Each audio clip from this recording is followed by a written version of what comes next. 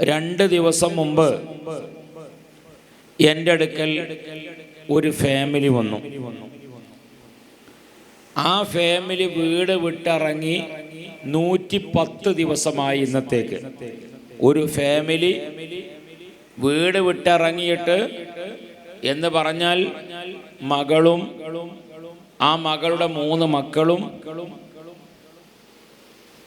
വാപ്പയും ഉമ്മയും ഒരു ആങ്ങളയും 110 ദിവസമായി. എന്താണ് കാരണം? ഈ 3 മക്കളും അവരുടെ ഉമ്മയും ആ ഉമ്മയുടെ ഉപ്പയും ഉമ്മയും എല്ലാവരും ഇങ്ങനെ കറങ്ങാണ് 110 ദിവസമായിട്ട്. ഏതോ ഒരു ആളടക്കൽ പോയി എന്തോ ഒരു ചെറിയ അസുഖമായി ബന്ധപ്പെട്ടപ്പോൾ ചികിത്സയാണെന്നും പറഞ്ഞ്, രോഗത്തിന് മരുന്നാണെന്നും പറഞ്ഞ് സ്വന്തം ഭർത്താവിനെയും 3 മക്കളെയും അനാഥയാക്കി.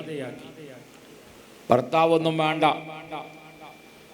അള്ളാനെ ഓർത്ത് ജീവിക്കുക. ഇന്നിപ്പോൾ ത്വരീക്കത്തും എല്ലാ മണ്ണാങ്കട്ടിയും ഇന്ന് കൂടുതലാണ്. ഇന്ന് 5 വക്ത് നിസ്കരിച്ചു ആറ്റല്ലേ, എല്ലാ സാധനം ഒന്നുണ്ട്. ഇന്ന് 5 വക്ത് നിസ്കരിച്ച് അള്ളാഹുവിനെ പേടിച്ച് നടക്കാൻ എനിക്കും നിങ്ങൾക്കും നേരമില്ല. ബാക്കിയുള്ള എല്ലാ കാര്യത്തിനും ഞാൻ നിങ്ങളൊക്കെ റെഡിയാണ്, എല്ലാ സ്ഥലങ്ങളും റെഡിയാണ്. അങ്ങനെ ഏതോ ഒരു ഫുലാൻ്റെ അടുത്ത് എത്തി. അവരുടെ മരുന്നാണ്, അയാൾ കൊടുത്ത മരുന്നാണ് ഭർത്താവിനെ ഒഴിവാക്കണം. 3 മക്കള് ഒക്കെ ആയി. എന്നിട്ടോ ഒഴിവാക്കാൻ പഠിപ്പിച്ചു കൊടുത്തതാണ്, അത് കുല്ല് ചെയ്താൽ മതി. കുല്ല്. ഞാൻ എന്തപ്പോ റബ്ബേ കുല്ല്? ഞാൻ സത്യത്തിൽ എനിക്കിത് തിരിഞ്ഞില്ല. പിന്നെ ആവർത്തിച്ച് പറഞ്ഞപ്പോൾ ഹുൽ എന്നാണ് പറയണത്, കുല്ല് എന്ന്. ഹുൽ എന്നുള്ളതിന് കുല്ല് എന്ന് പഠിപ്പിച്ചു കൊടുത്താൽ ചികിത്സിച്ചാൽ അങ്ങനെ ഉണ്ടാവും. പിന്നെ പാടത്ത് പണിയെടുക്കണ മയമാക്ക ഓപ്പറേഷത്തിന് പോയാൽ അങ്ങനെ ഉണ്ടാവും, അതേ മോഡലുണ്ടാവും. പാടത്ത് പണിയെടുക്കണ മയമാക്ക ഓപ്പറേഷത്തിന് പോയാൽ അങ്ങനെ ഉണ്ടാവും, ഇതേ രൂപത്തിലാണ്. അപ്പം ഹുൽ എന്നുള്ള ഈ പദം പോലും പറയാൻ കിട്ടാത്ത ഇവനാണ് ചികിത്സ നടത്തുന്നത്. എന്നിട്ട് അതിന് പറയാണ്, പേരാണ് കുല്ല് കുല്ല് കുല്ല്. ഞാൻ കരുതി റബ്ബേ എന്താ ഈ പറയണത്? കുറേ നേരം ഞാൻ ആലോചിച്ച അവസാനാണ് അത് ഹുൽ എന്നുള്ളതാണ് കുല്ല് എന്ന് പറയുന്നത്. ഇരിക്കട്ടെ, അങ്ങനെ ആ ഒരു കുടുംബം അനാഥയായി. ഈ പെൺകുട്ടിയെ കൊണ്ട് അള്ളാഹുവിന് ഇവൻ പറയാണ്, ഈ ഹുൽന് കുല്ല് എന്ന് പഠിപ്പിച്ചു കൊടുത്ത ഫുലാൻ ഓനാണ് പിന്നെ അള്ളാഹുവിനെ കുറിച്ചൊരു ബോധം ഉണ്ടാക്കി കൊടുത്തതെന്നാണ് ഈ പെൺകുട്ടി പറയുന്നത്. അള്ളാഹിനെ പറ്റി ബോധം ഉണ്ടാക്കി കൊടുത്തത് ഈ പെൺകുട്ടി, ഇവനാത്ര. ഇവൻ ബോധം ഉണ്ടാക്കി അങ്ങനെ ഉണ്ടാവും, ഇവന്റെ ബോധം അങ്ങനെ ഉണ്ടാവും. അങ്ങനെ സുബ്ഹാനല്ലാഹ് എൻ്റെ അടുത്തേക്ക് എത്തി. ഏതായാലും കേസ് കറങ്ങി എത്തി. ഞാൻ എൻ്റെ അടുത്തേക്ക് എത്തിയ പിന്നെ വേഗം എനിക്ക് കോയമുട്ടിയും തകിടൻ്റെ ഒന്നും ആവശ്യം ഉണ്ടാവില്ല, അല്ലാതെ തന്നെ ഞാനത് ശരിയാക്കും. അങ്ങനെ 2 ദിവസം മുമ്പ് വന്ന് പറഞ്ഞ്, എത്രത്തോളം എന്ന് പറഞ്ഞാൽ ഈ കുട്ടി വാപ്പയെയും ഉമ്മയെയും വീട്ടിലേക്ക് അടുപ്പിക്കാൻ അയക്കൂല, ഒളറ്റക്ക് ജീവിക്കണം. വാപ്പയും ഉമ്മയും വരുമ്പോൾ ഡ്രസ്സ് മുഴുവൻ വലിച്ചെറിയാം, ബാപ്പൻ്റെ ഉമ്മൻ്റെ ഡ്രസ്സ് വലിച്ചെറിയാം. എന്തൊരു അദാബ്! അപ്പൊ ഞാൻ പറഞ്ഞു, കുറെ ഉപദേശിച്ചിട്ട് പറഞ്ഞു, ആദ്യം ഈ വാപ്പൻ്റെ കാലും ഉമ്മൻ്റെ കാലും പിടിച്ച് പിടിക്കുക. അപ്പൊ ഈ കുട്ടി 2 ദിവസം മുമ്പ് എന്നോട് പറഞ്ഞ്, അത് ഒന്ന് ആലോചിച്ച് നോക്കണം, ബാപ്പൻ്റെ ഉമ്മൻ്റെയും കാല് പിടിക്കാൻ ആലോചിക്കണം. ചിലവരൊക്കെ മസ്ലഹത്ത് എന്ന് പറയാറുണ്ട്. വാപ്പനെയും ഉമ്മനെയും മകൻ എന്ത് മസ്ലഹത്താ? മകൻ താഴെ വാപ്പ മുകളിൽ, അതന്നെ മസ്ലഹത്ത്. മസ്ലഹത്ത് എന്ന് പറയുന്ന ഒരു പദം തന്നെ അവിടെ ഇല്ല. മസ്ലഹത്ത് എന്നുള്ള പദം വേറുള്ള ആളുകൾക്കാണ്. വാപ്പനേറ്റും ഉമ്മനേറ്റും മക്കൾ പിണങ്ങുക എന്ന് പറഞ്ഞ സംഭവം ഇല്ല. അതിന് എന്തെന്നാണെങ്കിലും ശരി എന്ത് ചെയ്യണം? വാപ്പ മുകളില് മക്കൾ താഴെ. ഇതന്നെയാണ് അതിന്റെ മസ്ലഹത്ത്. അങ്ങനെ ഈ സഹോദരിമാരോടൊക്കെയാണ് എനിക്കിതിന് പറയാനുള്ളത്. എല്ലാ മണ്ണാങ്കട്ടിയിലും പോയിട്ട് ഒരു ജാലം, ഏതെങ്കിലും ഒരു ഓൺലൈനോ ഏതെങ്കിലും ഒരു യൂട്യൂബോ കണ്ടാൽ അതിൻ്റെ വെയ്ത്താലെ പിന്നെ പണി. നല്ല സുഖം. എല്ലാത്തിലും കൂടുതൽ എല്ലാത്തിലും പോയി പെടല് ഇവരാണ്. ഇത്ര വലിയ സാധുക്കൾ വേറുമില്ല. അതുകൊണ്ട് തന്നെ മുതൽ ഒരുക്കുമ്പോൾ നിങ്ങൾക്ക് പകുതി തരാൻ പഠിച്ചോൻ പറഞ്ഞേക്കാൻ അന്തംകമ്മികളാണെന്ന് നമുക്ക് അറിയാം. മുതൽ ഒരുക്കുമ്പോൾ നിങ്ങൾക്ക് കച്ചറുണ്ടാക്കാൻ വന്നിട്ട് കാര്യമില്ല. നിങ്ങളെ സഹോദരന് 1 ഏക്കർ കൊടുക്കുമ്പോൾ നിങ്ങൾക്ക് 1/2 ഏക്കറുള്ളൂ. കാരണം എന്താ? ലിദക്കരി മിസ്ലു ഹദ്ദിൽ ഉൻസൈൻ. ഇത് ഖുർആനിലുള്ളതാണ്. പെണ്ണിനെക്കാട്ടിലും ഇരട്ടിയുണ്ട്. എന്തുകൊണ്ട്? മുതൽ കൈകാര്യം ചെയ്യാൻ അവരെ കൊണ്ട് കഴിയൂല. അവരോട് 2 വട്ടം ചിരിച്ചാൽ 100 റുപ്യക്ക് കൊടുക്കും. വാട്സപ്പ് വിട്ടാലോ 1000 കൊടുക്കും. പിന്നെ അവർക്കൊരു അൽഫാം വാങ്ങി കൊടുത്താലോ 10,000 അങ്ങോട്ട് ഗൂഗിൾ പേ ചെയ്ത് കൊടുക്കും. റെഡിയായി. അൽഫാമിനാകെ 150 റുപ്യ ഉണ്ടാവുള്ളൂ. അതിന് 10,000 ഇങ്ങോട്ട് കൊടുക്കും. ഇങ്ങനത്തെ നമ്മളെ സഹോദരിമാരാണ് ഈ മറൻ്റെ അപ്പുറത്തിരിക്കണോല്. ഇവിടെ പെടുകളില്ല, ഇവിടെ ഉണ്ട്. എവിടെ ചെന്നാലും പ്രവർത്തകന്മാർ പറയും ആളൊന്നുമില്ല, പെണ്ണുങ്ങൾ നല്ലോണം ഉണ്ട്. അതുകൊണ്ട് ഇനിയെങ്കിലും ഏതെങ്കിലും ഓൺലൈനോ ഏതെങ്കിലും യൂട്യൂബിലോ അതിൻ്റെ വെയ്ത്താലെ കൂടിയിട്ട് പിന്നെ അതിൻ്റെ ആളുകളായി മാറിയിട്ട് പിന്നെ അവസാനം നിങ്ങളെ ഭർത്താവിനെ ഒഴിവാക്കേണ്ട രൂപത്തിലുള്ള ഒരു ഓൺലൈൻ ആവാൻ പാടില്ല.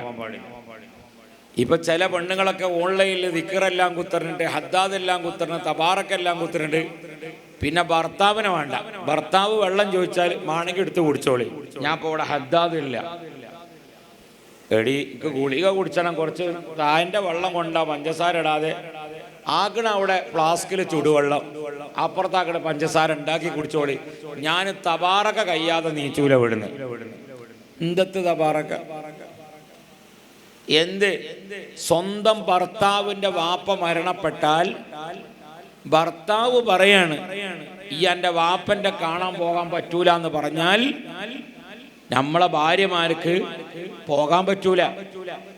ഈ ഭർത്താവ് ഇത്രയും നിയമങ്ങളുള്ള ഒരു ഭാര്യയാണ് ഭർത്താവിനോട് പറയുന്നത് വെള്ളം എടുത്ത് കുടിച്ചോളിയും. ഗൾഫിലുള്ള പെണ്ണുങ്ങളുണ്ട് അങ്ങനെ. ഗൾഫിലുള്ള പെണ്ണുങ്ങൾ അങ്ങനെയാണ്. ഓല് പിന്നെ ചോദിക്കലെങ്ങനെ, യാ മുഹമ്മദ് ആത്മോയ, മുഹമ്മദ് ഒരു ഗ്ലാസ് വെള്ളം എടുത്ത. നമ്മളോടെങ്ങാനും ഈ നമ്മളെ നാട്ടിലെ പെണ്ണുങ്ങൾ യാ മുഹമ്മദ് എന്ന് വിളിച്ചതേ ഓർമ്മ ഉണ്ടാവുള്ളൂ. അല്ലെങ്കിൽ തന്നെ 2:45 നിൽക്കണ കാലി അവിടെ ഫിറ്റ് ചെയ്യണം നിർത്തിയിരിക്കുക. അപ്പൊ യാ മുഹമ്മദ് എന്ന് വിളിക്കട്ടെ അവര്. എന്നാൽ അതുകൊണ്ട് എൻ്റെ സഹോദരിമാരോട് പറയാനുള്ളത്, നിങ്ങൾ ഏത് ഹദ്ദാദ് ചെല്ലുകയാണെങ്കിലും, ഏത് തബാറക്ക് ഓതുകയാണെങ്കിലും, ഏത് താജു സ്വലാത്ത് ചെല്ലുകയാണെങ്കിലും, സ്വലാത്തുൽ ഫാത്തിഹ ചെല്ലുകയാണെങ്കിലും ഒക്കെ നല്ല തന്നെയാണ്. പക്ഷേ നിങ്ങളെ ഭർത്താവിൻ്റെ വിളിക്ക് നിങ്ങൾ ഉത്തരം ചെയ്യണം. എത്ര ആളുകളുണ്ടായിരുന്നു നമ്മോട് പരാതി പറഞ്ഞത്, ഇവളെ ഞാൻ ഉസ്താദ് ഒഴിവാക്കി, ഇവള് കിടക്കാൻ വരുന്നില്ല, ഇവള് ഈ വയല് കേട്ടിരിക്കുകയാണ്, ഈ ഓൺലൈനിലാണുള്ളത്, ഇവള് വയല് കേട്ട് നിന്നിട്ട് എന്തിനു വരുന്നില്ല, ഇവള് ഉറങ്ങാൻ വരുന്നില്ല എന്ന് പറയുന്ന എത്ര ആണുങ്ങളുണ്ട് നമ്മളോട്. സുബ്ഹാനല്ലാഹ്. ഒരിക്കലും ഇസ്ലാം അതിന് കൽപ്പിക്കുന്നില്ല. നിങ്ങൾ ഏത് ഓൺലൈൻ ആയാലും പാടില്ല. ഇങ്ങനെ ഒരു ഓൺലൈനിൽ പെട്ടിട്ട് തന്നെയാണ് ഈ പെണ്ണ് ഏതോ ഒരാളെ കൂടി സുബ്ഹാനല്ലാഹ് ഓനായി വലിയ ഷെയ്ഖ്, പിന്നെ വേറെ ആരും ഷെയ്ഖന്മാരല്ല. എങ്ങനെയുണ്ട്? ഇതാണ്. അതിന് ഇബ്രാഹിം ബാദിഷനെ പറയണം, എനിക്ക് ഇബ്രാഹിം ബാദിഷ ഹാദറാവും എന്നൊക്കെ പറയും. ഇബ്രാഹിം ബാദിഷന്റെ ഹാദറായുണ്ടല്ലോ അവനെ. അങ്ങനെ ചുരുക്കി പറയട്ടെ, 2 ദിവസം മുമ്പ് ഞാൻ പറഞ്ഞു പൊരുത്തപ്പെടിക്കാൻ പറഞ്ഞപ്പോ നോ, ആലോചിച്ച് നോക്കട്ടെ എന്ന്. എനിക്കത് ഇങ്ങോട്ട് കേട്ടപ്പോൾ ഇതിന് പ്രഷർ ഇളകി. കാരണം വാപ്പനോട് ഉമ്മനോട് പൊരുത്തപ്പെടിക്കാൻ പറഞ്ഞു ആലോചിച്ചിട്ട് ഇനി ആരോടാ ആലോചിക്കണേ. അങ്ങനെ ആലോചിക്കാൻ വിട്ടു 2 ദിവസം. ആ 2 ദിവസമായിരുന്നു ഇന്ന് ലൈവാ പറയണേ. അങ്ങനെ ഇന്ന് രാവിലെ ഞാൻ ഇന്നലെ രാത്രി പരിപാടി കഴിഞ്ഞ് കൊല്ലത്ത് പാരിപ്പള്ളി എന്ന് പറഞ്ഞ സ്ഥലത്താണ് ഇന്നലത്തെ പരിപാടി ഉള്ളത്. ആ കൊല്ലം പാരിപ്പള്ളി പരിപാടി കഴിഞ്ഞ് 101 കോടി സ്വലാത്ത് സമർപ്പണത്തിൻ്റെ മജ്‌ലിസ് കഴിഞ്ഞ് ഞാൻ രാവിലെ പുലർച്ചെ 5 മണിക്ക് തിരൂർ റെയിൽവേയിൽ ഇറങ്ങി വീട്ടിലേക്ക് എത്തി. അങ്ങനെ വീട്ടിലെത്തിക്കണ ഞാൻ അവരോട് പറഞ്ഞ 2 ദിവസം കഴിഞ്ഞ ദിവസമാണിത്, ഒരല്പനേരം ഉറങ്ങണമെന്ന് കരുതി. പക്ഷേ അവരെത്തി ഒരു 8 മണിയാകും. 8 മണിക്ക് ഈ കുടുംബത്തിനായിട്ട് ഇരുന്നിട്ട് 11:30 മണിക്കാണ് ഞാൻ നീച്ചത്. 11:30 മണിക്ക് ഇന്ന് ഇങ്ങോട്ട് പോരണം. ഇത് കഴിഞ്ഞ് നാളെ ദുബായിലാണ് പരിപാടി ഉള്ളത്. നാളെ ദുബായിലേക്ക് പോകണം. അതിനിടയ്ക്ക് നാളെ വേറെ പരിപാടിയുണ്ട്. അത് കഴിഞ്ഞ് ദുബായിലെ പരിപാടി കഴിഞ്ഞ് നാളെ കഴിഞ്ഞ് മറ്റന്നാളെ രാവിലെ രാത്രി അവിടുന്ന് 3 മണിയോടെ ഇൻഡിക്കോക്ക് കയറി 8:45 ഇവിടെ ഇറങ്ങി 11 മണിയാകുമ്പോഴത്തേന് ഷൊർണൂരിലെത്തണം. രാത്രി ചാവക്കാട് എത്തണം. ഇതാണ് നമ്മളെ അവസ്ഥയുള്ളത്. അങ്ങനെ സുബ്ഹാനല്ലാഹ് ഇന്ന് ഇരുന്ന് അൽഹംദുലില്ലാഹ് എൻ്റെ ഏറ്റവും സന്തോഷമുള്ള ദിവസമാണിന്ന്. കാരണം അത്രയും നേരെ ഇരുന്ന് ഈ പെണ്ണിനോട് വിഷയങ്ങളൊക്കെ പറഞ്ഞ് മനസ്സിലാക്കി കൊടുത്ത് അൽഹംദുലില്ലാഹ് പെണ്ണ് അവസാനം പറഞ്ഞു ഇവൻ മഹാ തട്ടിപ്പാണെന്ന്.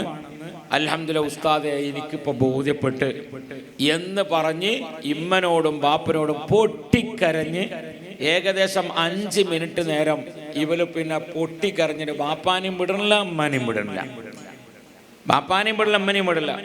അങ്ങനെ എല്ലാം റാഹത്തായി ഇൻഷാ അല്ലാഹ് 110 ദിവസമായി വീട്ടിൽ നിന്ന് ഇറങ്ങിയിട്ട് ഇന്ന് ഇൻഷാ അല്ലാഹ് രാത്രിയാകുമ്പോൾ ഇപ്പോൾ പൊരയിലെത്തിയിട്ടുണ്ടാവും. നിങ്ങൾ ആലോചിച്ച് നോക്കൂ. അപ്പൊ കണ്ട ഓൺലൈൻ്റെ പിന്നാലെയും ഏതെങ്കിലും ഒരാൾ 4 മോതിരം ഒരു പച്ചക്കുപ്പായം ഇട്ടുകെട്ട് വന്ന ഔലിയായി. ഞാനും ഇടട്ടെ നാളെ മുതൽ ചെമ്പരിക്കാതെ ഒരു കുപ്പായ കിട്ടുന്നത് അല്ലേ? അൽഹംദുലില്ലാഹ് നല്ല മോനാ, അള്ളാഹു ബർക്കത്ത് ചെയ്യട്ടെ. അതുകൊണ്ടാണ് ഞാൻ ആ പാട്ട് പാടിച്ച ബഹുമാനപ്പെട്ട സുൽത്താനുൽ ഉസ്താദിന് കേരള യാത്രയിൽ അത്രയും ദിവസം നല്ല നശാത്തോടുകൂടെ ഉന്മേഷത്തോടുകൂടെ നടക്കാൻ ആഫിയത്ത് കൊടുത്തത് മൂപ്പര പാട്ടാ. ആ പാട്ടാണ്. ഇപ്പൊ പലരും ആ പാട്ടിങ്ങനെ പാടലുണ്ട്. ചിലപ്പോൾ പെണ്ണുങ്ങൾ ഇന്നാളൊരു പുയ്യാപ്പളം ഇങ്ങനെ ചൂടായപ്പോ പെണ്ണുങ്ങൾ ആ വിരിന്റെ അപ്പുറത്ത് ശാന്തിസുമങ്ങളുമായി എന്നാണ് പാട്ടാണ് പാടിയപ്പോ ഇയാളെ ചിരിച്ച്. കാരണം അങ്ങനെയാണല്ലോ, ഇയാള് ചിരിച്ച്. അപ്പൊ പലയിടത്തും നമ്മളെ ഇർഫാനിയല്ലേ, ഇർഫാനി ചെമ്പരിക്കന്റെ ആ പാട്ട് നല്ല ഉഷാറാ. അതുകൊണ്ടാണ് അൽഹംദുലില്ലാഹ് ഞാന് ആ പാട്ട് പാടിച്ച അൽഹംദുലില്ലാഹ് അടുത്ത കേരള യാത്ര ഇൻഷാ അല്ലാഹ് വരികയാണ്. അതിലേക്കുള്ള പുതിയ പാട്ടുണ്ടാക്കുന്നുണ്ട്. ഞാൻ പറഞ്ഞ് ടൂൺ അതന്നെ മതി, അതാണ് അതിന്റെ മട്ടം. അയക്ക് ബഹുമാനപ്പെട്ട വൈലത്തൂർ തങ്ങളുപ്പാപ്പ ഉണ്ടായില്ല എന്നുള്ളതാണ് ഏറ്റവും വലിയ സങ്കടം. വൈലത്തൂർ തങ്ങളുപ്പാപ്പയാണ് അത് ഏറ്റുപിടിച്ച് മാഷാ അല്ലാഹ് ഉസ്താദ് എത്തുന്നതിന് മുമ്പ് ആ സ്റ്റേജ് മേലെത്തിയിട്ട് മൂപ്പർക്കുണ്ട് ഒരു ഇടപെടൽ. അല്ലാഹു തആല അവിടുത്തെ ഖബറിലേക്ക് ഈ മജ്‌ലിസിന്റെ സവാബ് അല്ലാഹു എത്തിക്കുമാറാകട്ടെ. അതുകൊണ്ട് പ്രിയപ്പെട്ട മുഅ്മിനെ ഞാൻ പറഞ്ഞു കൊണ്ടുവരുന്നത്, നാമും നമ്മുടെ മക്കളും ബോധമുള്ളവരായി മാറണം. ആ ബോധമില്ലാതിരുന്നാൽ 4 മോതിരവും 8 ഷാളും ഇട്ടാൽ ഔലിയാണെന്ന് നിങ്ങൾ ആരും ധരിച്ചു പോകരുത്. അതൊന്നും ഔലിയുടെ ഔസാഫിൽപ്പെട്ടതല്ല. തങ്ങളാകണമെങ്കിൽ ഒരു പച്ച ഷാൾ ഇടണം എന്നും നിങ്ങൾ ധരിച്ചു പോകരുത്. എൻ്റെ ഇന്ന് ഇൻഷാ അല്ലാഹ് ആ പെൺകുട്ടിയോട് ഞാൻ വിഷയങ്ങൾ പറഞ്ഞ് മനസ്സിലാക്കി കൊടുക്കാൻ മണിക്കൂറുകളാണ് ഞാൻ ചെലവഴിച്ചിട്ടുള്ളത്.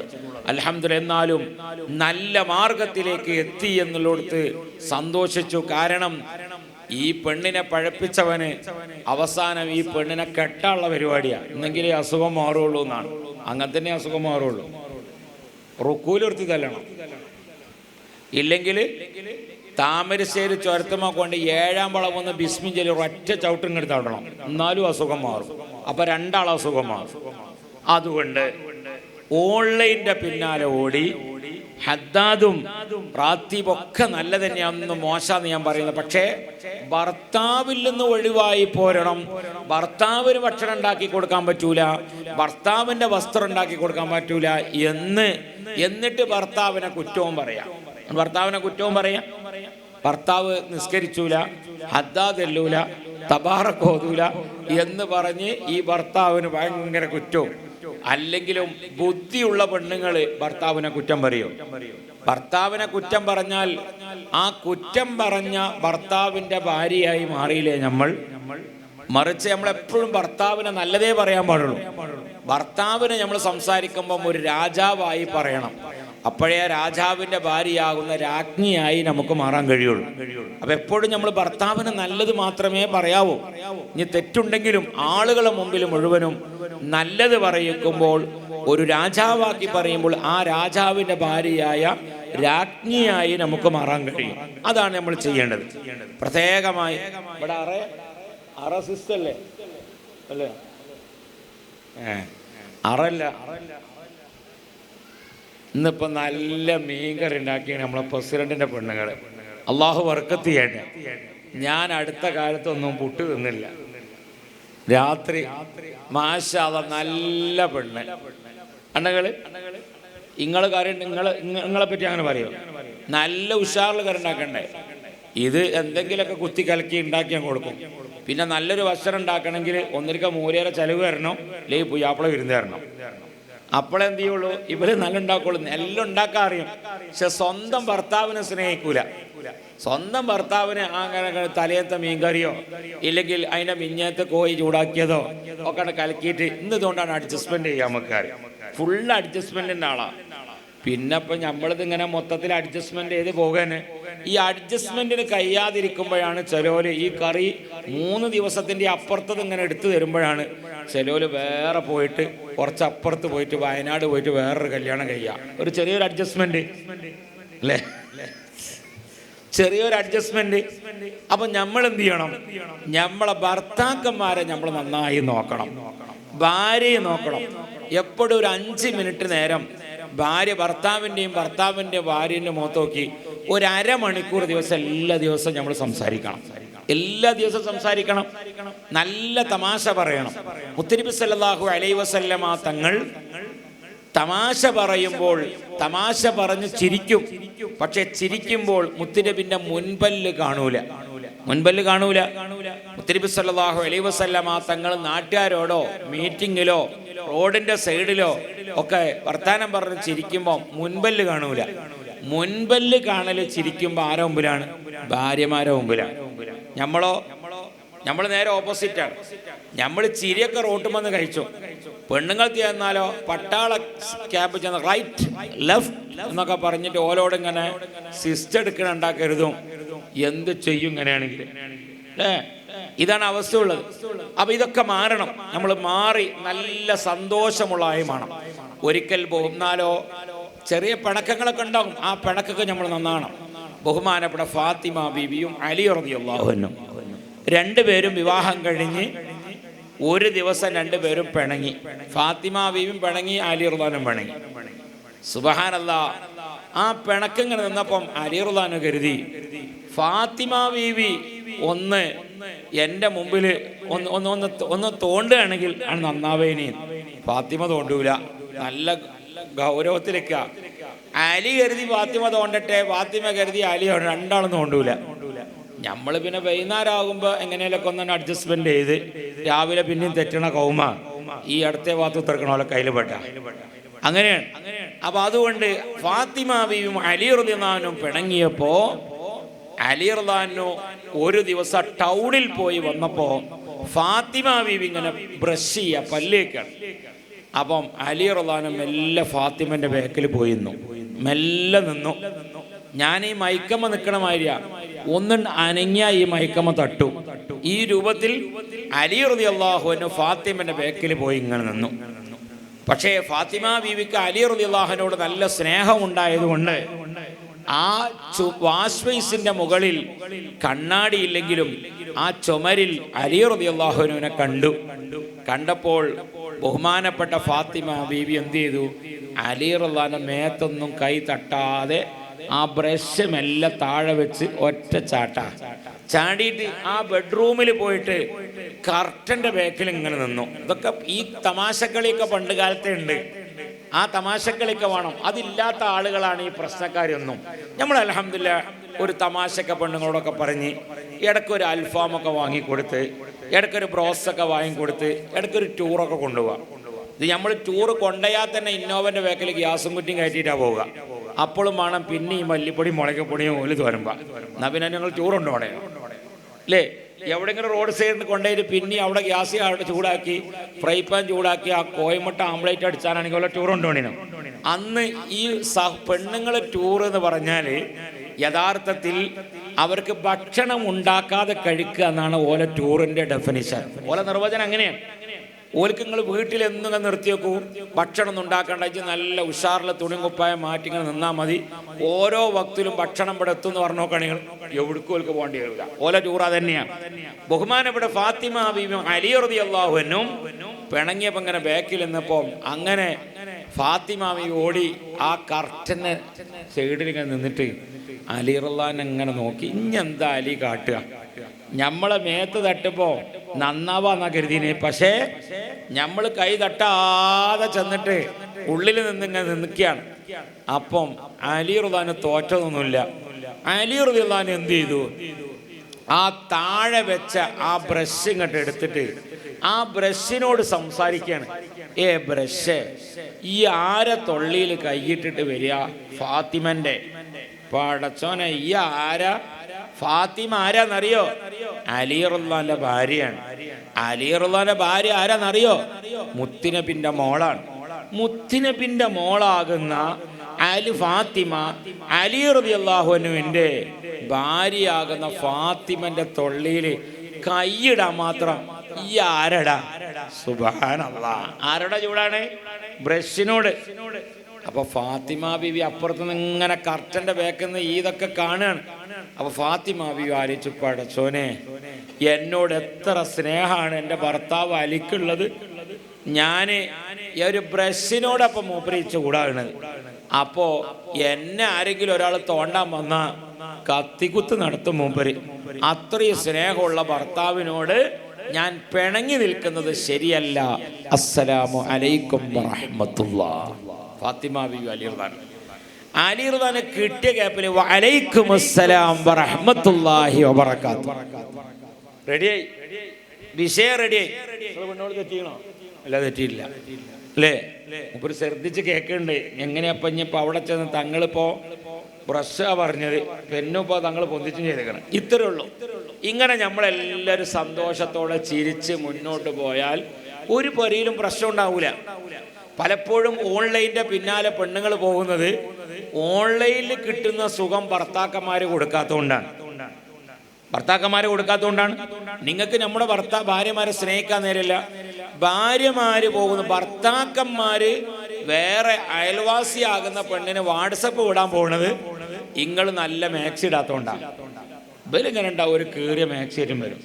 ഇന്നാളൊരു പെണ്ണ് ബെഡ്റൂമിൽ കിടങ്ങിയപ്പോൾ ലൈറ്റ് ഓഫ് ആക്കിയാൽ ഭയങ്കര തിളക്കം എന്നാണ്. നിങ്ങളെ ഈ 10ാം വാർഷികത്തിൻ്റെ ലൈറ്റ് എത്തിയമായി. അപ്പം ഇയാൾ കരുതി, എന്തേ പറ്റിപ്പോൾ ഇന്ന് നന്നായോ, നല്ലൊരു അടിപൊളി മാക്സി ഒക്കെ ഇട്ടിക്കണല്ലോ. ലൈറ്റ് ഇട്ട് നോക്കുമ്പോൾ എന്താണ്, അന്ന് ഉച്ചക്ക് വലിയ മത്തിയേന്, അതിൻ്റെ ചെളുക്ക. അന്ന് മത്തി എന്നാക്കിയപ്പോൾ അതിൻ്റെ ചെളുക്ക മൊത്തം മാക്സിയിലാണ്. ഇത് ലൈറ്റ് ഓഫ് ആക്കിയ ഇതേ മുടങ്ങാൻ തിളങ്ങും. ഈ 300 റുപ്യേൻ്റെ തസ്വീമാല കണ്ടിട്ടില്ലെങ്കിൽ ലൈറ്റ് ഓഫ് ആക്കിയ കുറച്ചേരം അങ്ങനെ കത്തുന്ന മാതിരി ആ മത്തിൻ്റെ ചെളുക്കൊക്കെ ഉണ്ട്. അതിൻ്റെ മെമ്പർമാരെ ഈ വലത്തേ ഭാഗത്ത് കുത്തിറക്കണോല്. എന്നിട്ട് നമ്മളോട് പരാതി പറയാൻ വരും, ഉസ്താദേ എൻ്റെ ഭർത്താവിനോട് സ്നേഹമല്ല, നിങ്ങൾ തോരക്കണം. അപ്പം ഞാൻ പറയും, വല്ലാതെ പറയുമ്പോൾ ഒരു 12 കരിങ്കോയിൻ്റെ മുട്ട കൊണ്ടുവരേ, എന്നാൽ 12 ദിവസം ഞമ്മക്ക് ആംപ്ലേറ്റ് അടിച്ചാലോ, നിങ്ങൾ എങ്ങനെയായാലും വേണ്ടിയില്ല. അത്രേ ഉള്ളൂ അതിൽ. അപ്പോൾ അൽഹംദുലില്ലാ നല്ല സന്തോഷത്തോടെ രണ്ടു കൂട്ടർ നിന്നാലോ എന്തൊരു റാഹത്തുണ്ടാവും. നമ്മളെ ഇർഫാനിൻ്റെ പാട്ടൊക്കെ ഒന്ന് പാടുക പെണ്ണുങ്ങൾ, ശാന്തി സുമങ്ങളുമാന്ന് പറഞ്ഞിട്ട് ഇങ്ങനെ വരുമ്പോൾ ആ ആക്റ്റീവ് അങ്ങനെ ഓഫാക്കിയിട്ട് വരുമ്പോൾ ഈ പാട്ട് നല്ല മട്ടത്തിലൊന്ന് പാടി വെക്കുകയാണെങ്കിൽ അപ്പോൾ മൂപ്പര് നിങ്ങളോട് ചൂട് മുട്ടിക്കണമെങ്കിലും ചൂടാവൂല. അപ്പോൾ ഒന്ന് ചിരിച്ചു തരും അല്ല. അപ്പോൾ മൂപ്പര് സിന്ദാബാദ് എന്ന് പറഞ്ഞിട്ട് കൈ പോക്കും. അപ്പോൾ രണ്ടാളും റെഡിയായി. ഇത്രേ വിഷയമുള്ളൂ. ഇങ്ങനെ അൽഹംദുലില്ലാ റെഡി ആവണമെങ്കിൽ നമ്മളെ മക്കൾ നന്നാവണം. മക്കൾക്ക് നല്ല ബോധമുള്ളവരായിരുന്നു. ഞാൻ ഇപ്പോൾ ഇതിങ്ങളോട് തമാശ രൂപത്തിൽ ചിരിച്ച് നല്ല രൂപത്തിലാണ് ഞാൻ ഈ വിഷയം അവതരിപ്പിച്ചത്. നമ്മുടെ മക്കൾ അൽഹംദുലില്ലാ ഇതേ രൂപത്തിൽ നമ്മുടെ ഇവിടെ ഉദ്ദേശിക്കുന്ന ഈ സംരംഭം 7 മുതൽ +2 വരെ ഇൻഷാ അല്ലാഹ് കുട്ടികളെ പഠിപ്പിച്ചെടുത്ത് ധാർമ്മിക ബോധമുള്ളവരായി പറഞ്ഞാൽ ചിരിയും കളിയും തമാശയൊക്കെ ഉണ്ട്. മുത്തനബി സല്ലല്ലാഹു അലൈഹി വസല്ലമ തങ്ങളും ഭാര്യയും ഓട്ട മത്സരം നടത്തിയിരുന്നു. റോട്ടുമക്കൂടിയല്ല, ടറഫിന്റെ ഉള്ളിൽ പോയി കളിച്ചാൻ പോയതല്ല. മുത്തനബി സല്ലല്ലാഹു അലൈഹി വസല്ലമ ആരും കാണാതെ ഡൈനിങ് ഹാളിലോ ഇല്ലെങ്കിൽ മുറ്റത്തോ ഭാര്യയുടെ കൈ പിടിച്ച് ഓട്ട മത്സരം നടത്തും. ഇവിടെ നിങ്ങൾ ആരെങ്കിലും ഭാര്യന്റെ കൈ പിടിച്ച് ഓടിയോലൊന്ന് കൈ പോക്കട്ടെ. ഓളെ കണ്ടിട്ട് ചിലപ്പോൾ നമ്മൾ ഓളി ഇട്ടോടിയിട്ടുണ്ടാവും. അതല്ല പറഞ്ഞേ, ഓളി പിടിച്ചോടിയതാ പറഞ്ഞത് അല്ലേ? അങ്ങനെ വേണ്ടത്. ഇതൊക്കെ ചെയ്തത്. ഇപ്പോ ചായയും കടിയൊന്നും ഉണ്ടാക്കാൻ വയ്യ, പെണ്ണുങ്ങൾ റോട്ടുമ്പോ കൂടെ ഒക്കെ നടക്കുക എക്സസൈസിന്. നാളെ മലപ്പുറത്ത് ഒരു പെണ്ണ് അങ്ങനെ ആരോഗ്യത്തിന് വേണ്ടി നടന്ന ഒരു ബൈക്കാരൻ വന്ന് കുത്തി, ഉള്ള ആരോഗ്യമില്ലാതെ സങ്കടത്തിന് അരിച്ചു കൊടുത്താൽ ധർമ്മസങ്കടം പാസ്സായിയാണ് അല്ലേ? അപ്പൊ അമ്മയും കുട്ടിയൊക്കെ ഉണ്ട്, ഒന്ന് അരച്ചോളി, എന്നാ കയ്യിന് എക്സസൈസ് ഒന്നും വേണ്ട, അമ്മയും കൂട്ടിയും. നമ്മളെ ആണുങ്ങളോ ഓൽക്കുണ്ട് ഒരു ബനിയൻ ക്ലോത്തുള്ള ഒരു ട്രൗസറും, ഓൽക്കുണ്ട് ഒരു ടീഷർട്ടും, അതിൽ പിന്നെ ഇട്ടാ പിന്നെ എക്സ്റേ എടുക്കേണ്ട ആവശ്യം, ECGന്റെ ആവശ്യമില്ല, എല്ലാ സംഗതിയും പുറത്ത് തന്നെ. എന്നിട്ടുണ്ട് റോട്ടുമ്മ കൂടെ ഒരു ഷൂ ഇട്ടിട്ടുണ്ട്. എന്തിനതിൻ്റെ ആവശ്യം? 4 ചെറുപ്പക്കാർ കൂടിയിട്ട് 10,000 റുപ്യക്കോ 15,000 റുപ്യക്കോ കിട്ടുന്ന ഒരു പാടം വാങ്ങുക. അതിൽ കുറച്ച് കപ്പ കുത്ത്, കുറച്ച് പയറുണ്ടാക്ക്, കുറച്ച് മുളകുണ്ടാക്ക്. രാവിലെ സുബഹിസ്കാരം കഴിഞ്ഞാണ് ഇറങ്ങി 2 മണിക്കൂർ അധ്വാനിച്ച് നല്ല കട്ടപ്പെട്ട് വരുമ്പോൾ കൈ വീശി നടക്കണ്ട. കാരണം എന്താ? കൈക്കോട്ടെടുത്ത് ഇങ്ങനെ കൊത്തിയ കൈയൊക്കെ അങ്ങോട്ടും ഇങ്ങോട്ടും ഒക്കെ ആയി. ഒരു പ്രശ്നമില്ല, ഇതിന് നമുക്കാകാം. എന്നിട്ടോ ഇതൊരു ഫാഷനാ, റോട്ടുമ്മ കൂടെ അങ്ങനെ നടക്കുക. എക്സസൈസ് ചെയ്യലുണ്ട്. അറ്റാക്ക് എത്ര കഴിഞ്ഞ്? 2 എണ്ണം കഴിഞ്ഞ്. മൂന്നാമത്തത് ഇങ്ങനെ ബൈപ്പാസ് ചെയ്യണം, ആൻജിയോ കഴിഞ്ഞ് ബൈപ്പാസ് ഉണ്ട്. അപ്പം മറ്റോ എനിക്കെത്ര ഷുഗർ? എനിക്ക് 460 ഗുളിക കുടിച്ചിട്ട് അത്രേ ഉള്ളൂ. എനിക്ക് മരുന്നും ഇൻസുലിനും ചെയ്തിട്ട് 750. ഞാൻ നല്ല തിന്നലുണ്ട്. ഇതൊക്കെയാണ് ഇപ്പോൾ രാവിലെ നിശ്ചയത്തിന് പോയുള്ള ചർച്ച. അല്ലെങ്കിൽ വെള്ളിയാഴ്ച ജുമാക്ക് സൂറത്തുൽ കഹ്ഫ് ഓതുന്നതിന് മുമ്പ് ഓതിയിട്ടുള്ള ചർച്ച പദ. ഇതൊക്കെ ഒരു രാഗമാണ്.